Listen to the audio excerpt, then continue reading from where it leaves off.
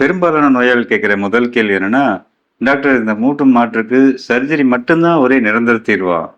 வேற மாத்திரை மருந்துகளோ, பிசியோதெரபியோ அல்லது வேற இந்த தைலம் மாரி தடவுறது, அல்லது இந்த ஆயுர்வேத சிகிச்சை, இந்த எண்ணெய் பிழிஞ்சு விடுறது, அந்த மாரியான பல சிகிச்சைகள்லாம் இருக்குதே, பயிற்சிகள்லாம் இருக்குதே, அதெல்லாம் தீர்வாகாதா? இந்த இந்த மூட்டு மாற்றுங்கிற ஒரு சர்ஜரிக்கு தான் நான் போயாகணுமா? அப்படின்னு பல நோயாளிகள் கேட்குறாங்க. இதுல உண்மை என்ன அப்படின்னா, இது மட்டும் தான் தீர்வு அப்படின்னு கிடையாது. மூட்டு தேஞ்சு போச்சு அப்படின்னா, மூட்டு மாத்தியே ஆகணும் அப்படிங்கிற ஒரு கட்டாயமெல்லாம் ஒண்ணும் கிடையாது. ஏன்னா பல நோயாளிகளுக்கு ஆரம்ப கட்ட தேய்மானத்துல இருக்கிறவங்களுக்கு, இவங்க சொல்ற மாரி மருந்து மாத்திரைகள்லயே வந்து நல்ல இம்ப்ரூவ்மெண்ட் இருக்கு. சில கோர்டிசெப்ஸ் எக்சர்சைஸ் என்று சொல்லக்கூடிய அந்த சதையெல்லாம் பயிற்சி, வலுவாக்குற பயிற்சிகள் பண்ணி நல்லாவே பெயின் ரிலீஃப் இருக்கு.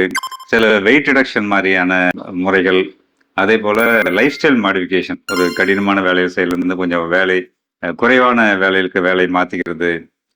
அதே போல வந்து சாப்பாட்டுல வந்து பலவிதமான நம்ம வெயிட் இன்க்ரீஸ் பண்ற மாதிரியான இல்லாம, வெயிட்ட குறைக்கக்கூடிய அளவுல டயட்லாம் மாத்துறது. இந்த மாதிரியான பல விஷயங்கள்ல வந்து நம்ம கால்களுக்கு ரொம்ப லோடு இல்லாம பண்றது மூலமா இந்த அறுவை சிகிச்சை நம்ம தடுக்க முடியும். இதெல்லாம் வந்து ஆரம்ப கட்ட தேய்மானத்துல.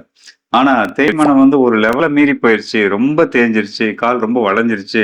அதனால பாத்ரூம், டாய்லெட் போயிட்டு வரதுக்கே கூட என்னால முடியல. அவ்வளோ சிரமமா இருக்கு. அப்படிங்கிற மாரியான அட்வான்ஸ்டு அதிகபட்ச தேய்மானம் இருக்கிறவங்களுக்கு நம்ம வெறும் மாத்திரையிலயோ, பிசியோதெரபிலயோ அல்லது இந்த வேக்ஸ் அல்ட்ராசவுண்ட்லாம் குடுத்து அல்லது வேற விதமான பயிற்சிகள்லயோ இது வந்து முழுதுமே அந்த ஜாயிண்ட்ட பழைய ஜாயிண்ட் மாரி பண்ண முடியாது. ஸோ மூட்டு மாற்று அறுவை சிகிச்சை இந்த சிகிச்சையே அதிகபட்சமா தேஞ்சிருச்சு, அட்வான்ஸா தேய்மானம் இருக்கு அப்படிங்கிறவங்களுக்கு தான் நம்ம அட்வைஸ் பண்றோம். ஆரம்பகட்ட தேய்மானத்துக்கு இந்த மாரி அறுவை சிகிச்சை இல்லாமயே நம்ம அத சரி பண்ண முடியும்.